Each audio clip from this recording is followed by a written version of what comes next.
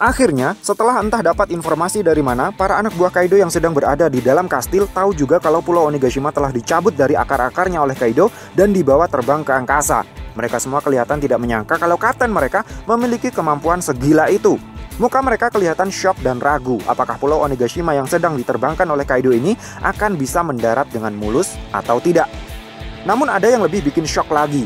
Tanpa ada angin, tanpa ada hujan, Marco tiba-tiba membakar chopper menggunakan api birunya. Zoro dan Brook yang melihat rusa kesayangan mereka dipanggang hidup-hidup langsung buru-buru menyerang Marco menggunakan pedang mereka masing-masing. Beruntung, Marco berhasil menghindarinya dengan terbang ke atas. Jika tidak, rusa panggang gagal masak, burung Phoenix jadi sushi. Karena apa yang dilihat ternyata tidak sama dengan apa yang Brook dan Zoro pikirkan. Api biru Marco tidak membuat chopper menjadi rusa panggang, malahan membuat sebagian tubuh chopper yang awalnya mulai membeku akibat terinfeksi virus Ice Oni tiba-tiba menjadi normal kembali. Meski tidak memiliki karakteristik api yang panas dan membakar, ternyata api biru Marco cukup ampuh untuk menekan penyebaran virus Ice Oni. Nah, siapa sangka dokter dan suster suku Ming, Miyagi dan Tristan tidak ikut berada di atap dom bersama dengan para kesatria Ming sebagai petugas P3K. Miyagi dan Tristan justru berada di area panggung utama dan mereka tiba-tiba muncul di waktu yang tepat untuk membantu Chopper memperbanyak serum anti-Ice Oni.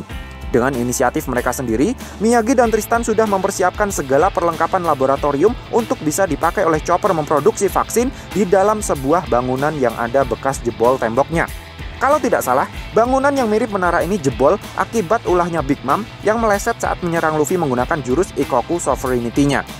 Karena bangunan ini beberapa kali terlihat di manga One Piece chapter 989 menjadi background tempat Franky menabrak mukanya Big Mom dengan Kurosai FRU-nya. Nah, balik lagi ke chapter 998. Chopper yang kondisinya sudah semakin membaik setelah dihangatkan oleh api birunya Marco segera berlari menuju ke laboratorium darurat yang sudah dipersiapkan oleh Tristan dan Miyagi. Namun rencana indahnya ini tidak berjalan semulus pipinya Ameri Ichinose. Segerombolan iblis es terlihat sudah di posisinya bersiap untuk menyerang Tristan dan Miyagi yang sedang menunggu Chopper di depan pintu laboratorium darurat. Beruntung, tempat Tristan dan Miyagi berdiri masih berada di dalam jangkauan serangannya Marco. Secepat kilat, Marco langsung membakar para iblis es tersebut menggunakan api birunya. Dan tidak hanya para iblis es yang akan menyerang Tristan dan Miyagi saja, melainkan seluruh iblis es yang ada di area panggung utama juga sudah Marco bakar menggunakan api birunya. Semua iblis es yang sudah terbakar perlahan-lahan langsung mendapatkan stamina dan kesadaran mereka kembali, yang kemudian membuat lapisan es yang sudah menyelimuti tubuh mereka perlahan-lahan mencair. Nah, ketika terkena api birunya Marco, para iblis es ini sempat akan berteriak kepanasan. Tapi kemudian tidak jadi setelah sadar kalau api yang membakar tubuh mereka suhunya tidak panas. Dan sadarnya mereka akan tidak panasnya api Marco inilah yang menjadi tanda kalau kesadaran mereka sebagai seorang manusia sudah kembali. Para iblis es ini berhenti mengamuk. Mereka kembali menjadi seutuhnya manusia yang punya hati dan perasaan. Tidak lagi menjadi iblis yang menyerang dan membunuh manusia lain dengan begitu mudahnya seperti saat masih terpengaruh virus Ice Oni. Marco bilang, sesuai dengan deduksinya Chopper, virus Ice Oni menyerap habis suhu tubuh orang yang sudah terinfeksi olehnya. Dengan mengembalikan stamina mereka, para manusia yang sudah terinfeksi virus Ice Oni ini akan bisa mendapatkan kehangatan tubuh mereka kembali. Penyebaran virus Ice Oni pun berhasil ditekan. Namun, itu hanya sementara. Vaksin Ice Oni tetap dibutuhkan untuk mengobati mereka semua secara permanen. Nah, salah satu iblis es yang mendapatkan kesadarannya kembali setelah dibakar oleh Marco adalah salah satu dari 4 bos Yakuza Wano, Omasa. Salah satu anak buahnya nyeletuk kalau bos Omasa sudah mendapatkan kesadarannya kembali. Itu artinya Omasa sempat sudah kehilangan kesadarannya setelah sepenuhnya dikuasai oleh virus Ice Oni. Itu artinya perkataan Hyogoro pada manga One Piece chapter 994 tidak ditepatinya. Hyogoro tidak menepati janjinya untuk menghabisi Omasa dengan tangannya sendiri jika sampai si bos Yakuza dari distrik Udon ini sepenuhnya sudah berubah menjadi iblis es. Nah, melihat Marco ada di Onigashima dan dia juga sudah ikut campur merusak keseruan live game show yang sudah dia buat, Queen terlihat begitu emosi. Hingga dia kehilangan akal warasnya lagi karena sudah menyuruh para kroco yang sebelumnya sudah dia permainkan untuk kembali mengikuti perintahnya melawan para samurai. Dilihat dari ekspresi si kroco-kroco ini, sepertinya mereka semua sudah mulai ragu untuk terus bertarung di pihak Beast Pirates. Sehingga semakin terbuka lebar peluang kalau setelah Chopper berhasil memperbanyak serum anti-Ice Oni dan mendistribusikannya dengan adil ke seluruh rakyat tanpa pandang bulu, tanpa perlu membayar uang upeti sepeser pun, para kroco-kroco kuculuk ini mungkin akan berbalik arah melawan Queen. Sepertinya hanya tinggal satu orang saja di panggung utama yang masih 100% percaya dengan omongan Queen, yaitu Apo, yang ternyata masih belum koit setelah terkena Itoryu-nya Zoro di chapter sebelumnya. Dengan penuh amarah, Apo bangkit dari kubur dan melompat mengejar Chopper untuk merebut serum yang ada di tangannya. Beruntung Diaz Drake yang sudah berubah ke wujud Allosaurusnya dengan sigap langsung mencaplok Apo di udara. Diaz Drake bilang kepada Zoro, jika memang kamu sudah mengakuiku sebagai anggota aliansi, maka serahkan masalah di lantai ini kepadaku. Zoro pun menjawabnya dengan kalimat yang terdengar overconfident. Memilih pindah ke sisi yang jelas akan memenangkan pertempuran ini. Ternyata kamu lebih cerdas dari kelihatannya. Etienne. Tapi jika dilihat dari posisi jatuhnya Apo setelah dilepaskan kembali ke tanah oleh Diaz Drake, sepertinya battle melawan Apo masih belum tamat. Si Long Arm Supernova ini sepertinya masih belum game over. Dia mungkin akan segera bangkit kembali untuk memimpin pertempuran melawan pihak aliansi di area panggung utama. Nah, kemunculan Diaz Drake dalam mode full Zoan Allosaurusnya ini tidak hanya menjadi pembuka dari diperkenalkannya seluruh kekuatan buah iblis Tobiropo dalam satu chapter, tetapi juga menjadi pelengkap dari segerombolan orang yang sudah memutuskan untuk bertarung di area panggung utama. Sebelumnya, Hyogoro dan para bos Yakuza sudah memutuskan untuk tetap tinggal dan bertarung di TKP guna melindungi Chopper yang sedang berjuang memperbanyak vaksin. Dan sebelumnya lagi, Marco the Phoenix sudah menawarkan diri untuk mengangkut Zoro, Robin, dan Brook ke lantai atas karena menurutnya tidak seharusnya member topi jerami terjebak dalam pertarungan melawan para kroco di panggung utama. Perkataan Marco kepada Zoro, Robin, dan Brook ini sekilas mengisyaratkan kalau menurutnya bintang utama dari pertempuran di Onigashima ini adalah kelompok topi jerami. Jadi kami pikir Marco tidak akan seenaknya mengambil peran para member topi jerami untuk bersinar dengan melawan salah satu pentolan Beast Pirates. Pertarungan Marco versus King menurut kami tidak akan terjadi. King tetap akan dihajar oleh salah satu atau salah dua member topi jerami. Dengan kata lain, pembagian pertarungan one-on-one anggota topi jerami sampai di chapter ini masih belum fix. Masih akan ada perubahan lawan di antara mereka, terutama Sanji. Nah, di lantai 4 kastil, Jinbe dan Luffy terlihat sedang menghadapi para gifters yang kali ini temanya terlihat seragam, yaitu Felin. Sambil terus mengoploki lawan-lawannya, Jinbe bilang kepada Luffy kalau Sanji mungkin merasakan keberadaan musuh yang sangat kuat di lantai 3. Makanya dia memilih untuk memisahkan diri dan melawannya agar mereka berdua bisa lancar naik ke lantai selanjutnya. Menanggapi baik sangkanya Jinbe kepada Sanji ini, Luffy terlihat cukup serius dan minder, merasa kalau kemampuan Kenbun Shakuhakinya masih perlu diasah lagi. Luffy pikir kemampuannya dalam menguasai Kenbun Shakuhaki masih belum ada apa-apanya dibandingkan dengan Sanji, karena Sanji bisa merasakan keberadaan musuh yang tidak bisa Luffy rasakan menggunakan Kenbun Shakuhakinya. Nah, lagi-lagi menurut kami ini adalah sebuah clue. Jika di chapter sebelumnya ada clue kalau Zoro juga menguasai Haoshoku Haki yang sangat kuat melalui banyolanya Brook, kami rasa di chapter ini perkataan Jinbe ini juga merupakan sebuah clue kalau Sanji memang memiliki kemampuan Kenbun Shakuhaki yang sangat hebat, yang mungkin lebih hebat dari Luffy. Menurut kami, ini bukan sesuatu yang terlalu berlebihan, karena jika kalian tidak lupa, saat di Whole Cake Island, Sanji bisa dengan mudahnya menghindari serangannya Charlotte Katakuri yang memiliki kemampuan untuk melihat masa depan. Dengan kata lain, Kenbun Shakuhakinya Sanji tak terbatas ruang dan waktu, karena dia bisa menghindari masa depan yang diincar oleh Katakuri. Nah, berbekal baik sangkanya dia terhadap Sanji, Jinbe kemudian memutuskan untuk meniru langkah strategi Sanji dengan tetap tinggal di lantai 4, menghadapi semua musuh yang ada agar Luffy bisa langsung naik ke lantai 5. Di tempat lain, pertarungan antara Franky versus kelompok Sasaki sepertinya sudah mulai memanas. Saling tembak senjata api pun tak bisa terhindarkan. Pasukan anti huru-haranya Sasaki pun terlihat sudah mulai kewalahan. Sasaki yang melihat hal itu kemudian memutuskan untuk turun tangan sendiri menghandle si Jenderal Franky. Sebuah kekuatan yang sangat besar tiba-tiba mendorong Jenderal Franky hingga terguling beberapa koprol ke belakang. Dorongan tersebut ternyata berasal dari Sasaki yang sudah berubah wujud ke mode dinosaurusnya. Sasaki adalah pengguna kekuatan buah iblis Ancient Zoan Ryuryu no Mi model Triceratops. Dengan mengaktifkan kekuatan buah iblisnya ini, Sasaki dengan begitu percaya dirinya menyuruh Franky untuk menyerah. Karena lawan yang sedang dihadapi adalah seekor dinosaurus, ras makhluk terkuat yang pernah hidup di bumi. Tapi entah kebetulan atau memang sudah disiapkan sejak awal, dua robot yang dipakai bergabung oleh Franky ini namanya juga berkaitan dengan dinosaurus dan Triceratops.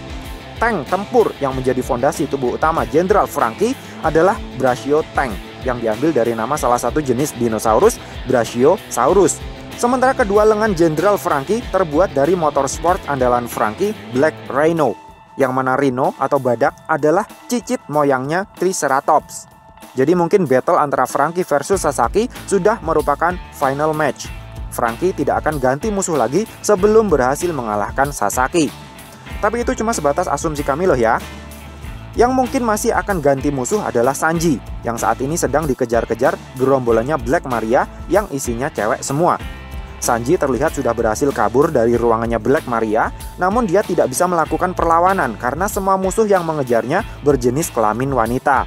Dan di sini akhirnya diperlihatkan juga kekuatan buah iblis dari si Germo kesayangan Kaido ini. Dengan berjalan secara terbalik di atap lorong kastil, Black Maria yang setengah badannya sudah berubah ke wujud Zoannya, yang terlihat seperti seekor laba-laba raksasa, terus mengejar-ngejar Sanji dengan ekspresi yang rada-rada gemes gimana gitu. Black Maria ternyata adalah seorang pengguna kekuatan buah iblis Ancient Zoan Kumo Kumo no Mi model Rosamigale Grauvogeli.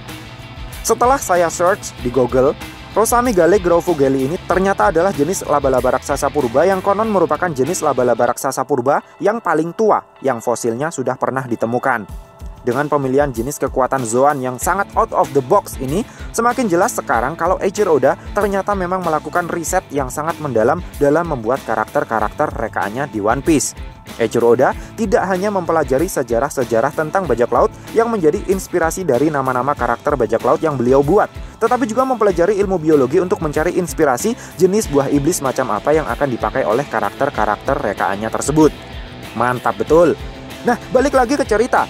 Sanji yang hanya bisa kabur karena sudah bersumpah untuk tidak pernah melukai seorang wanita pun terlihat susah-susah senang gimana gitu. Dia terlihat kepayahan karena dikejar-kejar oleh musuh, tetapi juga kelihatan kegirangan karena musuh yang mengejar-ngejarnya semuanya wanita. Sanji bahkan sampai berkelakar, apakah mungkin saat ini dirinya sedang berada di surga? Surga mbahmu kui, mana ada penghuni surga yang isinya wanita setengah binatang? Nah, oleh karena ketidakmampuan Sanji untuk melukai wanita ini, saya rasa nanti akan ada anggota topi jerami lain yang akan mengambil alih tugas melawan Black Maria dari Sanji. Dan tebakan kami, ini akan berkaitan dengan pesan Marco di awal chapter tadi. Marco sudah menawarkan diri untuk mengangkut Robin, Brook, dan Zoro terbang menuju lantai atas. Namun di lantai atas masih ada King yang terbang berseliweran menjaga lubang dom. Jadi tidak akan mudah baginya untuk membawa ketiga member topi jerami tersebut ke atap dom untuk membantu Luffy melawan Kaido. Yang ada, King pasti akan menghadang dan menjatuhkan mereka semua sebelum sempat sampai ke atap dom. Makanya saya pikir Robin, Brook, dan Zoro mungkin hanya akan bisa dibawa terbang sampai ke lantai 3 saja. Di lantai 3 inilah kemudian Robin dan Brook akan mengambil alih peran Sanji untuk menghadapi Black Maria, sehingga Sanji bisa naik ke lantai di atasnya dan melawan musuh lain. Dugaan saya, Sanji nantinya akan melawan King untuk membukakan jalan bagi Zoro agar bisa menyusul Luffy naik ke atap dom. Sementara Marco, setelah membawa terbang Robin, Brook, dan Zoro, mungkin akan kembali ke panggung utama untuk mengurusi para Ice Oni. Karena seperti yang saya bilang di awal tadi, bintang utama perang Onigashima adalah kelompok topi jerami. Dan Marco tidak akan seenaknya saja mengambil peran penting mereka semua dengan melawan salah satu pentolan Beast Pirates. Selanjutnya, kita kembali lagi ke tempat Jinbe berada. Setelah membukakan jalan bagi Luffy untuk bisa langsung naik ke lantai 5, Jinbe harus berhadapan dengan Wiswu and the Gang. Wiswu yang sedang take a nap di sebuah ruangan di lantai 4 yang disebut dengan Cafe Kucing menyambut Jinbe dengan cukup hangat. Wiswu ternyata cukup familiar dengan Jinbe dengan bilang kalau seorang mantan Shichibukai, sang ksatria lautan Jinbe, tidak seharusnya bertindak begitu childish dengan mengoploki anak buahnya. Jinbe terlihat cukup risih dengan panggilan lengkap yang dibacakan oleh Wiswu ini. Jinbe bilang dia lebih suka dipanggil Jurumudi Topi Jerami dibandingkan dengan sebutan lengkapnya tadi. Namun karena Wiswu pernah punya masa lalu dengan Jinbe ketika dia masih menjadi seorang Shichibukai, yang sepertinya itu adalah masa lalu yang buruk, Wiswu tidak bisa dengan begitu mudahnya melupakan Jinbe si Shichibukai. Jinbe sendiri sepertinya lupa dengan Wiswu, apalagi si Tobiropo-nya Kaido ini kini mengenakan helm semi full face. Tapi seharusnya, meskipun Wiswu mengenakan helm full face sekalipun, Jinbe tetap bisa mengenalinya dengan melihat wujud Zoan Wiswu yang ternyata adalah seorang pengguna kekuatan buah iblis Ancient Zoan Neko Neko no Mi model Sabertooth. Karena konon katanya tidak ada dua jenis kekuatan Zoan yang sama dalam satu masa yang sama. Atau mungkin saat berhadapan dengan Jinbe dulu, Wiswu masih belum mendapatkan kekuatan buah iblis Zoannya ini. Jika memang begitu, maka Wiswu bertemu dengan Jinbe jauh sebelum Jinbe bertemu dengan Ace sekitar 4 tahunan yang lalu. Nah, Jinbe bilang, jika Wiswu mau membuka helmnya, mungkin dia masih bisa mengingatnya. Namun Wiswu tidak akan melakukannya. Dia malah bilang kalau Jinbe tidak akan pernah bisa melihat wajah di balik topengnya itu. Tapi seharusnya jelas kalau Wiswu bukanlah Arlong, bajak laut yang punya masa lalu paling buruk dengan Jinbe karena gigi-gigi Wiswu tidak kelihatan taring semua. Adegan pun kemudian beralih ke tempat Pejuan dan Ulti yang sedang menguber-uber Otama. Hihimaru terlihat sudah babak belur setelah dihajar oleh Pejuan. Namun berkat pengorbanannya, Otama bisa kabur dengan selamat membawa pergi Nami dan Usopp dengan menaiki Komachio.